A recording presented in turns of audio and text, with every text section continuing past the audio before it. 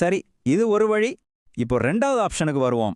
இதுல ஜிடிஏவே நானே ஜிஎஸ்டியை வசூல் பண்ணி கட்டிடுறேன்னு சொல்லலாம். அதுதான் ஃபார்வர்ட் சார்ஜ் மெக்கானிசம், அதாவது எஃப்சிஎம். இந்த ஃபார்வர்ட் சார்ஜில் ஒரு சுவாரஸ்யமான விஷயம் இருக்கு. இங்க ஜிடிஏக்கு 2 சாய்ஸ் இருக்கு. ஒன்று 5% வரி கட்டலாம், இல்லைன்னா 18% கட்டலாம். இந்த சாய்ஸ் எதை பொறுத்து இருக்குன்னா, அவங்க ஐடிசி, அதாவது இன்புட் டேக்ஸ் கிரெடிட் எடுக்க முடியுமா முடியாதாங்கிறத பொறுத்து தான்.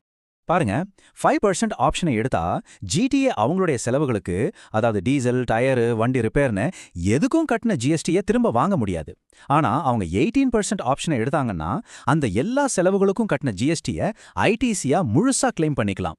கேட்க 18% ஜாஸ்தியா தெரிஞ்சாலும் ஐடிசி கிளைம் பண்றதால அவங்க கையிலேருந்து போற மொத்த வரி குறைய நிறைய வாய்ப்பு இருக்கு. இங்க ஒரு சின்ன அப்டேட். முன்னாடி இந்த ஐடிசி ஆப்ஷனோட வரி விகிதம் 12% இருந்துச்சு. இப்போ அதை 18% மாத்திருக்காங்க. அதனால உங்க கணக்குகளை இதுக்கேத்த மாதிரி பாத்துக்கிறது ரொம்ப முக்கியம்.